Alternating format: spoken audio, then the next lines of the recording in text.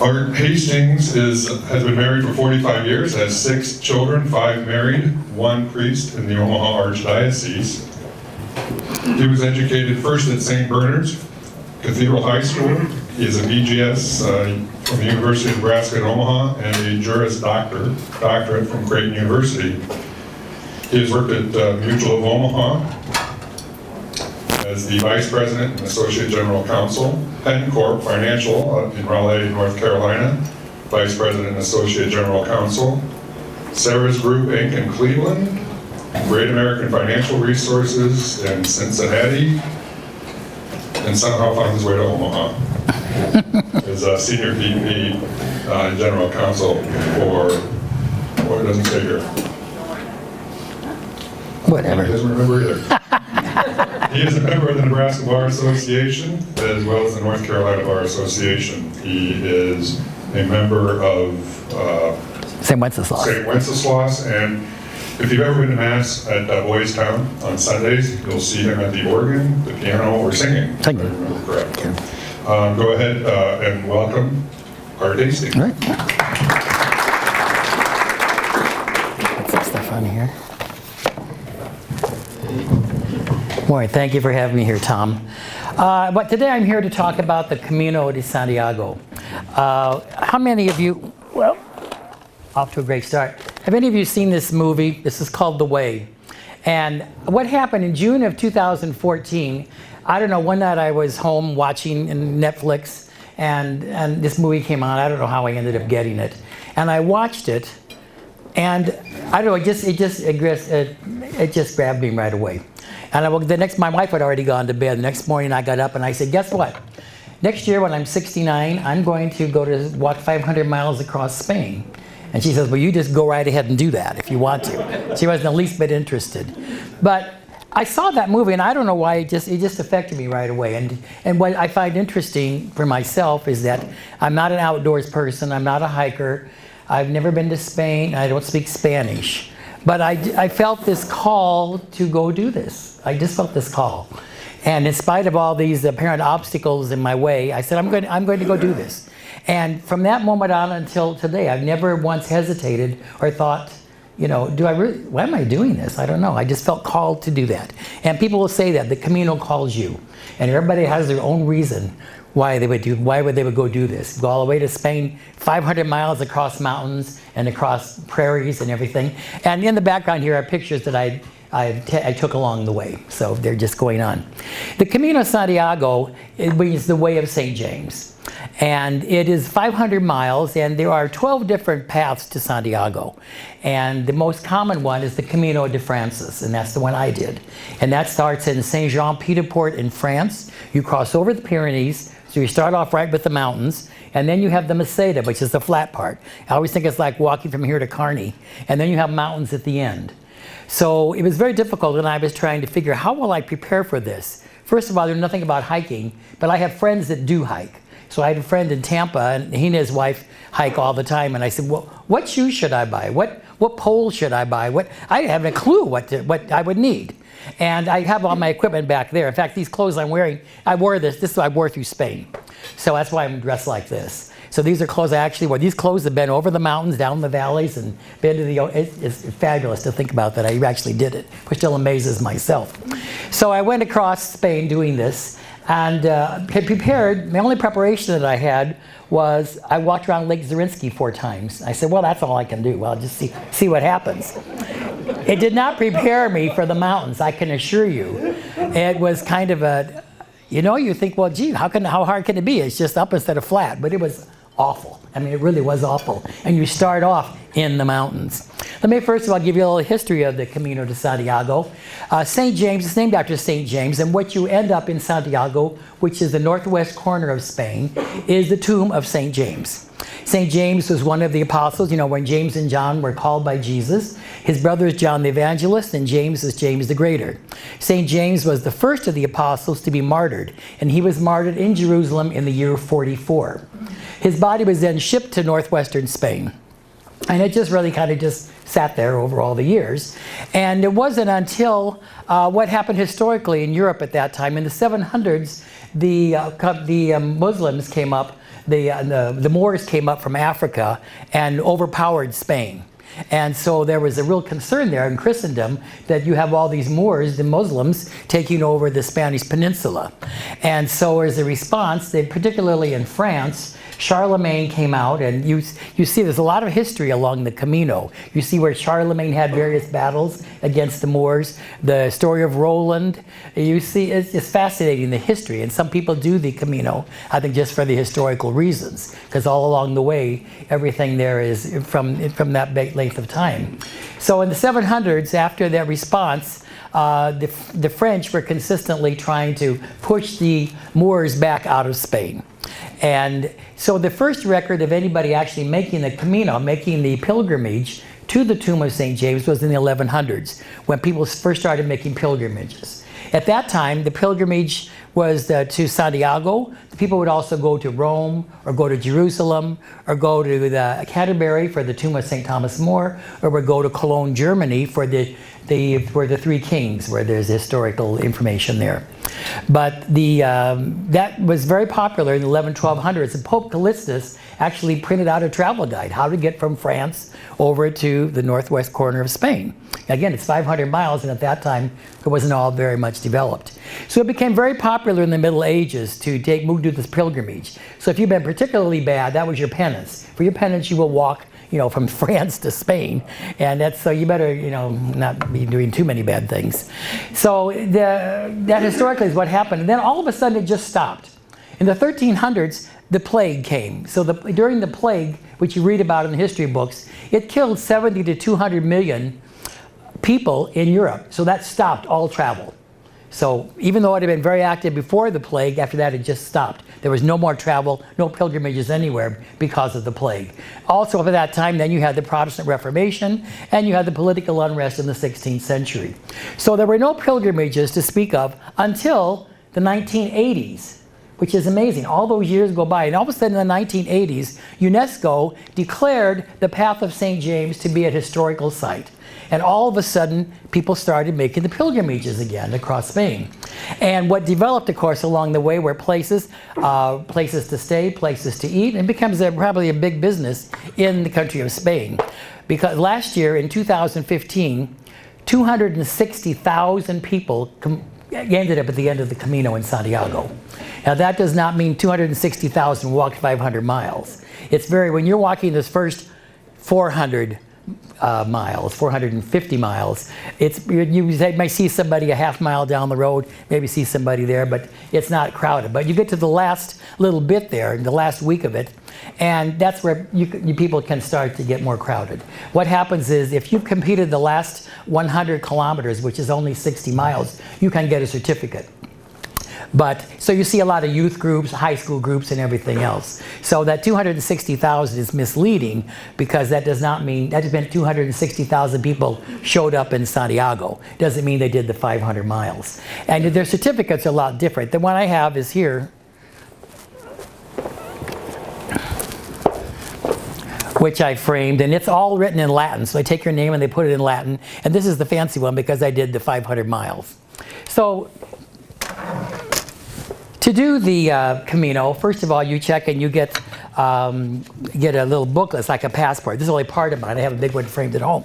And as you're stopping all the places along the way, they stamp it with where you've been. So everyone here's, like this first stamp here is it has the date and the place to show that you actually are a pilgrim.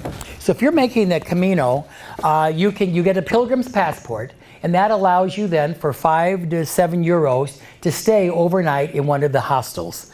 Now the public hostels, they're run either by the city or by the churches, and it's again 5 to 7 euros a night. And that entitles you to a mattress and access to a shower facility and a bathroom. Now, the very first night when I stayed in Pamplona, that place had 114 beds. And it's just a series of, just like this room, would just be solid bunk beds, all about this far apart. Men, women, young, old, everybody all mixed up. There's no privacy at all. And same with the bathrooms. I mean, everybody's just, you're just all in the same boat. So you see people in all states from all over.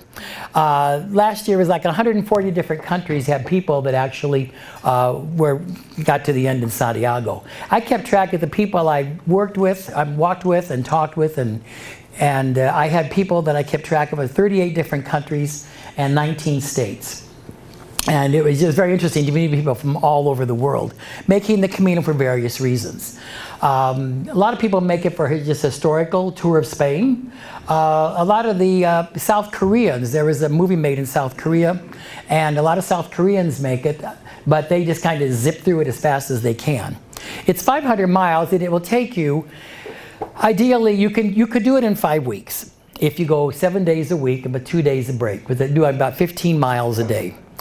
Now that sounds good, but that assumes you do not have any shin splints, blisters, broken anything, and have weather that cooperates. The wintertime, no one does it because you're going over the mountains and you can't, they're impassable because of the snow. The summertime, you have the other extreme. When you're in the middle part in the Meseta, it can be 95, 100 degrees, and there is no shade, there's no water, there are not many towns. So that's pretty miserable. So most people tend to go late summer, particularly if they're students. But outside of that, spring and fall are the ideal times to go. But again, if you're working, you can't very well take off 6 or 7 weeks out of your life to go do this. So you have to be like me and get retired, and then you can do these fun things. So the normal day, the procedure was to get up in the morning at 6:30 or 7 o'clock, walk for a couple hours, get something to eat, and then walk for another 4 hours. And then you get to where you're going like at 2:30 in the afternoon, and you have one set of clothes on and one set of clothes in your backpack. The backpack only should be not more than 10% of your body weight. And so it's not really awful because you don't have to cook along the way because there's places to eat, and you don't have to camp out. Now you can, some people do. So it's an option, but not many people. Most people just stay at the hostels along the way. The problem with the hostels was total lack of privacy, lack of sleep, and people from various parts of the world have different customs. And people getting up in the middle of the night. Normally what happens in the hostels is that the lights turn off at 10 o'clock at night. At 6:30 in the morning, they're back on again. That doesn't mean people aren't coming and going. So between the snorers and stuff, I mean, it's just, you need to have earplugs or else you just are a very heavy sleeper. The accommodations vary so much from place to place. Some weren't too bad, and some were just awful. I mean, you just have a problem. Now this time of year, the fall time, you may start having bed bug problems. I never saw any of that when I went in April because it was early in the year. So maybe by later in the year, I think that may be more of a problem. So you get up in the morning and you'd go for the day, and the food was wonderful. It was great. I mean, I ate constantly, and I lost 17 pounds, and unfortunately it's all come back. But I don't have time to walk 15 miles a day now. It'd be nice, but it doesn't work out that way.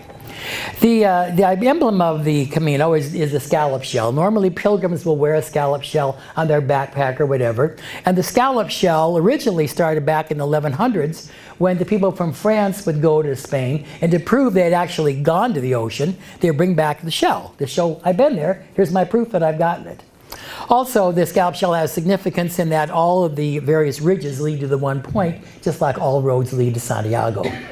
There are currently, again, like say, 12 known different ways you can go. The Camino Frances is the most popular, and probably because it has the most hostels along the way. And there's whole industry that's built up along the Camino. And the economy these days in Spain is terrible. The unemployment rate is so high, there's no jobs. But these small towns only stay in business because of the Camino, because the pilgrims coming through needing a place to stay and needing food to eat. But outside of that, there's not much business in those towns. And if the Camino were to stop, these towns would just go under because financially there's no way they could keep it going. The other method you can go from Paris, you can go from Seville, you can go anywhere you want. And the disadvantage of the other ways is the fact that there are less places to stay, less places to eat, so you have to plan more. You could get on the Camino Frances and you could say, well, today I'll do I'll do 8 miles and stop, or I'll do 20 miles and stop. There's no rhyme or reason. There's no schedule. You can come and go as fast as you want. You can go as slow as you want. I ran into a lady from Boston. She said she was doing 1 town a day. She must still be there. Because I mean, that's like, why? Because there are a lot of towns along the way. So you can do it that way. When I was in the Meseta, the worst part I was very fortunate. I only had 1 day of bad rain. There's nothing worse than hiking in the rain. You got all your gear on, you got your rain stuff on, you're trudging along, and if you're in the Meseta, which is the middle part, it is just flat. And you're walking through, you got just gravel, rocky road, in between fields. And the fields are barley fields, or peas, or there's also the vineyards. And there's nothing out there. You're just out there in the middle of nowhere. You're just trudging along, putting one step in front of the other. And I came across this day, the worst day of the whole Camino was this day where it had been raining all day. And I was in that section, and I came upon this guy from Ireland. And I said to him, I said, this is really awful. And he says, yeah, it is. It's always this way. I said, what do you mean always this way? He said, well, every time I do this, it's like this here. I said, why would you do it more than once? He said, well, during the year, my wife and I go on cruises, and I gain so much weight that I have to come back in the summer and do the Camino. So I thought, maybe from Ireland doesn't cost that much. But it's kind of pricey to do that from here every year, because the airline ticket was like $1,200 to Madrid. I ran into a group of 6 women from Ireland. They would do it every year. They did a week. These 6 women would get together, and they would fly from Ireland. They said it only ran them $20 to fly to wherever they were in Spain. And they would get there, and then they would do a week's worth. For a week, mostly I think they drank wine, but they also did all the walking. So they did it all. So every day do a week's worth, and then at the end of the week, they'd go back home. Then the next year, they would come back and pick up where they left off. So they would just take, there's no requirement. The only requirement, you have your proof when you get to the end to show your book with all your stamps and to show that you've done it, and then you get a certificate. But you can take it as fast as you want or as slow as you want. A lot of the Spaniards, what they will do is if they have a 3-day weekend, they'll just go and do it for 3 days, then go back home, which is, it's convenient if you already live in Spain. It's not a problem. But outside of that, it's not convenient for people from the United States. Last year, there were about 13,000 people that actually got certificates in Santiago from the United States. Primarily, most of the people are from Spain, but outside of that, the United States was 13%. A lot of from Italy, all the European countries. A lot of Australians. I met people from New Zealand, Poland, the Netherlands. I had a great empathy for the people from the Netherlands. They were like me, only living in the flatlands. You couldn't really prepare for the mountains. So we all have the same complaint, where we're not used to this mountain climbing. The first day, again, get up to the Temple de Pardon, which is a temple of the Tower of Punishment is what it was. And it's just vertical. It's just vertical. And you go up there, and the roads, some of the roads are rock, some are stone. It's slippery. The mountains are just vertical. And it's slippery rock. I don't know how people would do it without poles or on a rainy day. I think very dangerous, because if you're going down, it's not a gradual, it's very steep. And I don't know how you would do it if it were raining, or again, if you didn't have the poles to kind of gauge yourself as you're going along. When you get the last 60 kilometers, where most of the people come from just to get a certificate, that's pretty much paved, and you don't even need poles for that last week. I know recently Father Nolte from St. Bernard's, last year he went over, did the last week's worth. I told him he was cheating, but he still went and did it. And now he has a certificate, not as nice as mine, that says that he actually did the Camino. So when you talk to people who say they've done the Camino, they could have done a small part of, they could have done a week's worth, or they could have done the whole 500 miles. It is a wonderful experience, and what their readings all say is that the first third of the Camino is physical, the next third is mental, and the last third is spiritual. And that is certainly true. The first third, starting off with the mountains is very, very difficult physically. After a week into it, I was about ready to say, I don't know if I can do this. This is really physically awful. But by the mountains at the end, bring them on. I'm ready for these mountains now. Because, it's like any new exercise program. Once you get your body ready for it, it was great then. I had no trouble with the mountains at the end. So that's the first part. Then the second part is the middle part. The Meseta is the middle flat part. Again, it's like walking across Nebraska. I ran into a bunch of people from London. They just skipped it. They just got on a bus and said, we're skipping this part. It is too too boring. There's nothing to see. There's nothing historical. It's just fields. And so now I enjoyed that part. So I feel like I'm in Nebraska. I feel like I'm back home. It was just flat, just fields. And there was a calmness there. There was just, there was nobody else around, and you're just putting one foot in front of the other, just saying, well, every step's one step closer, and you just kind of go through it. Then the last third was the spiritual part. And I think by that time you've gotten your mentally where you need to be with God and with yourself, and you've already and feel good because you've done the first part already. And the last part does tend to be spiritual. And of course, then you have that goal in mind of getting to the cathedral in St. James in Santiago in Compostela. The cathedral is a magnificent cathedral. St. James is buried in the cathedral itself. If you go on the internet, you could see there's so many things on the internet about the Camino de Santiago and all the people that have done it. And again, I recommend you just see, this movie is available on Netflix streaming, I think, and you can get the video. And it's a good, it's part of what was filmed on the Camino. So the other night I watched it again for about the 7th time. I watched it, and I didn't care about the storyline anymore, but I was interested to see, I've been there, I've seen that, I've been there, because they filmed a lot of it right on the Camino itself. There are miracles all across the Camino, and people do it for all different reasons. I ran into a woman from New Zealand who was talking about how, I said, why are you doing this? She said, I don't know, I just want to do it, and I worship myself. I don't need God. I don't believe in God or anything else. I just worship myself. I think I'm enough. I'm a being. Very strange, some of these people that are on there. Very odd. And not that many were doing it for religious purposes, but a lot of people, I think people that did the whole 500 miles probably were more doing it that way for spiritual reasons. And it was, if you ever get a chance to do it, even if you can only do the 1 week, I certainly would recommend it. It is a once-in-a-lifetime experience. I went by myself when I decided to go. I just went and just started out, and you run into people from all over the world, and everybody's we're all in the same boat. So everybody tends to be very friendly. It was completely safe. I would say most people travel by themselves. That doesn't mean they walk by themselves all the time. You can choose to walk with somebody. You might walk with them for a day or half a day, then you're faster or they're faster, and they go on their way, and someone else comes along and you talk to them. And it's a real social thing. It really can be. And you can choose just to be by yourself and not talk to anybody, or you can mix with other people. And everybody tends to be very friendly, very safe. I saw people a lot older than me. Last year, the statistics show last year, 16% of the people were over 60 that did it. So I guess I'm in that group. And I saw people a lot older than me doing the Camino. You can do it either by foot, which is by 90% people do it on foot. But some people you could do it with the bikes. You can do it on a bike. I don't know, the mountain paths are very difficult with the bike. Last year they said even 71 people did it in a wheelchair. Because they must have only done the last part though, because there's no way you can do the mountains with the wheelchair.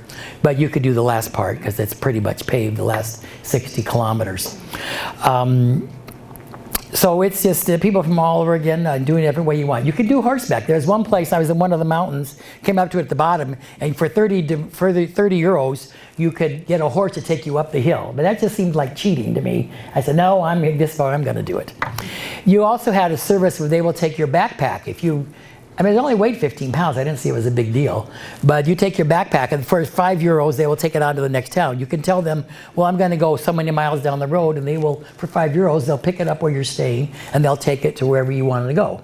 So they provide that service too. Maybe if you have back problems, or you're just concerned don't want to be bothered with it, you can do that also. The food along the way, very plain food, but good food. And normally the meals would be, they have a pilgrim's menu. Every town has the same pilgrim's menu. They're like 13 to 15 euros a night, 3-course meal, and a huge amount of food because you need it for all that hiking. And the very first, that's a picture of my stamps from my big thing. I have that framed at home, and that's a picture of the certificate here. The food then, like the first course that would come out, and you have your choice of like 6 things. So if they bring you a salad, the salad is like a whole meal. It's huge, just huge. And once you eat that, you really need it anymore. So they'll have the salad, or maybe a vegetable, or pasta. It's a whole meal right in itself. Then the second course is either beef and French fries, chicken and French fries, pork and French fries, or fish and French fries. I was so sick of French fries by that time. You know, a little bit of French fries goes a long way, but for 7 weeks, that's all you eat is French fries. It's just like, I can't really look at them anymore. And then dessert, it would be fruit. So if a fruit said you want an orange for dessert, they bring you an orange. Or a banana. Or little cups of ice cream like when you were kids, you know, when you had the little cardboard things. So that was the food, plenty of it, plain food. The people there were nothing but pleasant. The Spaniards were consistently wonderful. Wonderful people to deal with. But I had worked on, there's a website called Duolingo. And it's like Rosetta Stone, but free, so I liked it a lot better. And you can go on that every day and kind of get a little bit, I'm working Spanish. If someone was having a conversation in Spanish, I couldn't understand it because it was too quick. But enough that I could go in and say, you know, do you have a room? What time is the food? That kind of stuff. And they were wonderful to help me with the Spanish. But I had some friends that went last year, and they didn't, they went in and said, you know, do you speak English? And they, you know, that people, they felt that Spaniards were not very kind. But I think that's because of the way of the approach. If someone were to come in here and say, you know, do you speak Spanish? Well, no, I speak English. I live in this country. So when you go to their country, you speak their language. And they were all wonderful. They just, and I even helped interpret for some other people. There was a Dutch woman who was going crazy or something, and I got between her and the person running the hostel, and she was worried about her laundry and stuff like that. So normally when you got to where you're going in the afternoon again, you've had one set of clothes on, one set in your backpack. So you get cleaned up and take your shower and everything, and then you put on the clean clothes and you wear those till the next day, and you sleep in your clothes. And then you go out, the ones that are dirty from all that hiking, some places they had washers and dryers, like one place had that. Some places had washers. Most of them, you go outside in the back and there's a hose or a spigot, and you have an old washboard. It's like something out of the Middle Ages. And you kind of wash your clothes. You gotta bring your own soap and stuff, because they don't provide that. And you hang them out with the clothespins on the line, and just the wind seems to be always blowing. It's like Nebraska out there.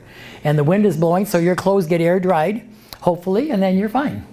I started off the first 10 days in the public hostels, which again drove me crazy because of the lack of just all those, there's just too many people. They're so crowded and they're so noisy, and you couldn't rest, and then you had to get up and go. So I ran into a guy from Seattle, and he's about the same age I am, and I said, why don't we do this? Let's stay in private hostels. So for the last 4.5 weeks or so, we stayed in private hostels. So they were like 40 euros a night. So that was about 20 bucks each. And then I said, this is what we want. 1 room, 2 beds, private bathroom. That made all the difference in the world for me mentally. And if I were going back again, which I may do, I would only do the private hostels. It's worth the extra expense to have that peace of mind and that privacy. It's worth it right there. So I think I've covered about anything. Does anybody have any questions, I guess? I'm looking at the time here. Yes? Is it inappropriate to be running it? Like you have marathoners who run this thing? I didn't see anybody doing that. Nobody. The cyclists were bad enough. We were coming down this one mountain, and it's very narrow. You can see from some of the pictures, it's not a big path. It isn't like a big paved thing. It's just a little path. And all of a sudden, I was going around this corner, and these 2 guys from France, the French were the worst as far as being pleasant, and they would just come zooming down. I thought, they about knocked us over. They're supposed to announce their presence. Just like when you're on a walking path here, the cyclists should announce their presence. And most of them did. But these 2 guys from France didn't. And they come around, they just about knocked us off the path, and you're already on the mountain trying not to lose your balance. We went around the corner, and they had a flat tire. We said, oh, wasn't that too bad? I said, see, God is good. That was good. Yes? Dumb question. How did St. James, does anyone know why St. James ended up in Spain? I think he had gone there sometime, but I don't know why he ended up in St. James. The Crusades or something? No, because he'd already died, and yeah, his body was shipped there right after he died. So at the very end, if you notice the last picture there, see, there's some of the roads. They're just, they were just awful. They were just awful to walk on. I couldn't imagine, again, doing them in the rain. Very steep and very rocky and slippery rock, gravel, type of thing. Yes, John? Okay. Mass at the end. Oh, a lot of the towns will have a special pilgrim's mass in the evening. And so we would go to the pilgrim's mass, and then the mass, of course, would all be in Spanish. And then at the end, they would have all the peregrinos come up, and they would give you a special blessing. Yes, they did that. It was very nice. I was amazed at how few pilgrims went to those masses. That's what I was getting. Every day, no cities? No. And the big cities, yes. There's like 3 main cities. I would say the highlights of the visually, I spent 2 days in Burgos, I would go back to Burgos in a minute. The cathedral in Burgos is phenomenal. It took 4 centuries to build it. It has 25 different chapels besides. I mean, it is huge, the Cathedral of Burgos. The Cathedral in Lyon is the Cathedral of Light. It's designed with the French style, and it has the more stained glass windows than any other cathedral in the world. And then finally, when I got to Ponferrada, was the Knights Templar Castle, built in the 12th century. I'd never been to a real castle. I thought what you saw at Disneyland was the castle, but here's a real castle. And they had then guided tours. You pay your €3 and have an audio tour in English, and it goes for 3 or 4 hours. So they do cater to the tourists coming through. So yes? Did you get to, I mean, I've heard of that big, what was Yeah, the Bodo Fumiari, the Bodo Fumiaro. Yes. Yes, if you've seen that in the movies, or you can go online and see this too. They have this big, the big censer. It stands about 4 feet tall, and they put the charcoals in it, put the incense in it, and then they have 6 or 7 guys. They pull it, and it goes way up in the ceiling. Then it swings across. This church is a T-shaped church, and it goes from end to end. The Bodo Fumiero, and everybody's there just to see that, really. And it's just, of course, they do it at the end of Mass. You're going, Mass is in Spanish, and they're preaching. Come on, because most of the pilgrims they come there to see the Bodo Fumiero, and it's quite amazing to see it. There's online, if you go online, I believe it's Pope John Paul. There's a video of him when he was there visiting the Santiago and watching the Bodo Fumiero. Yeah, I got that on my phone, so every so often I get out and, I remember how nice that was. Originally that started because back in the 1200s, when people would come to the cathedral in Santiago, they would come in, they'd been on the road already for months, and there wasn't places to shower or change or get clean. They would also bring their animals into church. So the stench of these sweaty pilgrims and all their animals, they started the Bodo Fumiero to so you could stand to be in there. It was to get rid of the smell, because it was so awful. Today that's not the concern. Now it's just to watch the Bodo Fumiero. Yeah, yes? So what would someone expect, like, for an overall cost to go to something like that? I kept track of every dime I spent. I spent about $3,200, and then plus the airline ticket. But then I'd spent a couple days, I stayed in Madrid a couple days up front to get on the same sleep cycle. And at the end, I met my son from Rome. We came to Madrid, and we spent like 3 days in the back end just touring Madrid.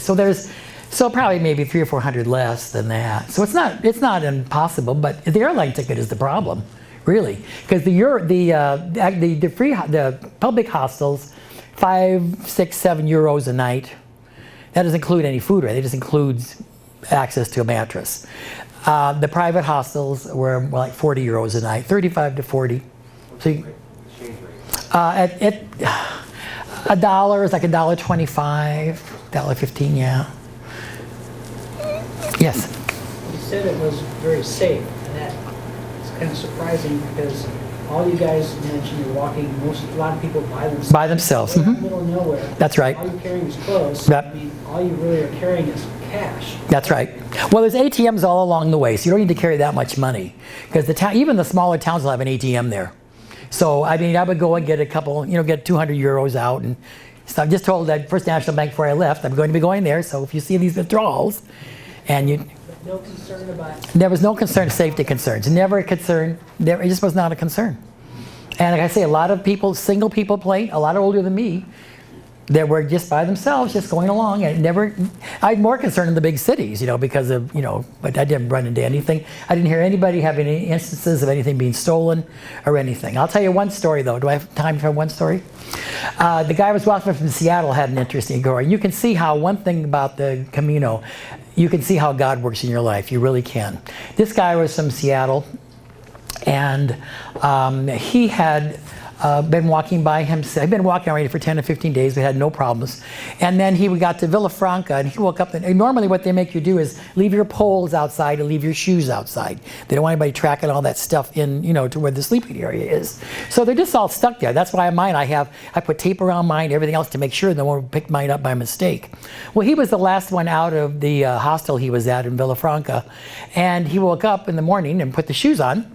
And then he's walking about 10, 12 miles later. He said he was dying. His feet were killing him. I've seen more blisters on the Camino. You don't want to see how many people they start the first 2 or 3 days and they have to stop because of physical problems. The blisters, they're just not ready for that. And he got to where he was going and he could hardly walk. And he'd already been walking for 10 days without a problem. Now all of a sudden he has the problem. So when he got to this town, he said he just waited. He said, I can't do the hostel. I just got to get a hotel room. And he went in and he laid down. He looked up and he said, look at his boots. They were not his boots. They were the same brand, but they were one size too small. So he was dying. He says, oh, and he had the blisters. And I remember then he and I used to travel together. And I remember I'd seen those ugly blisters of his. So he had the blisters. And I mean, he realized it was the wrong shoes. So then he finally said, I got to get something to eat. So he went back down a block away. And he was there, went to a place to eat. And some other people came in the door and said, and they had seen him like 3 towns before. And they said, hey, why don't you come eat with us? And we know you. You meet so many friends along the way. I got 2 emails yesterday, one from Australia and one from Seattle, where friends that people I met in the Camino just ran into him.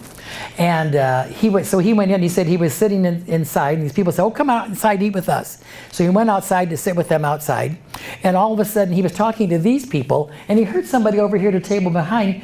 This lady was saying, oh, you can't believe what happened at a hostel we were at last night. This guy took the wrong pair of shoes. And he turns around, he says, where is this guy? Well, he's down over where it is, a block away. He was going to take the shoes back the 12 miles to where he had picked up the wrong pair of shoes. Because, of course, his were too big then. So then so Rich went down the block away, and the guy was standing there with the shoes in his hand, waiting to take a cab back to the previous town. I don't know what he would have done with them. But I mean, what's the miracle of that? This kind of miracles happen all the time on the Camino. People have these stories that you just go, God, it's unbelievable, these things that happen. And, I think once you learn, what I learned from the Camino is that God acts in our life so many times, we're just not aware. We're just not aware. Personally, what happened to me, I can tell you, I was amazed. Because of the advice I got, I had no problems. No physical other than soreness. But I had no blisters. I never once had a blister. I was very careful about what I did, my foot regimen every day. Never had a problem. And then the next to the last day, I was out walking, and walking through a beautiful area. The trees were beautiful. It was just a beautiful area. And walking along, in fact, I mentioned to somebody, I said, boy, it's amazing. There's nobody else out here. It's only 7 o'clock in the morning. There's nobody here. It seems odd. There's nobody around. I go walking along, and I was looking down on the ground, and there was a branch across the path. And I was looking down, and I don't know, I must have got my pole. All of a sudden, plam, I fell flat on my face. And I just laid there. I just went, because I couldn't believe what had happened. I just fell flat on my face. So you know how that happens, just so fast. Within a minute, 10 Spaniards were there, picked me up. I don't know where they came from. They weren't there a minute before because I had looked. I just said to somebody, there's nobody out here. They picked me up off the ground. The guy was a doctor. He had a doctor's kit, and his wife was a nurse. They had all this stuff. Next thing you know, I'm standing there bleeding. I was bleeding from my knees. My face was just all blood. I landed on my face, and they were sitting me, patching me up. Now, where did these people come from? I don't know. I still thought it was just a miracle that they were there. It was a miracle. They weren't there before, and they weren't there afterwards, but they were there then. We came to one town. Rich and I walked in this one town. All the towns you walk up to the town, they're all up. Everything's up. And then when you leave, it goes down. And we were almost to the end of this town, and so where are we going to find anything? All of a sudden, this little 10-year-old girl appears out of nowhere, takes us to where we needed to be. We never saw children on this trip. They were all, I don't know, where they're all in school, whatever. So there's miracles all along the way. I recommend it to you. It's wonderful. If you want to look at it, I'd be glad to ask any questions later. And I've got all my equipment back there in case you're interested in seeing it. And anyway, I thank you, and I say buen camino.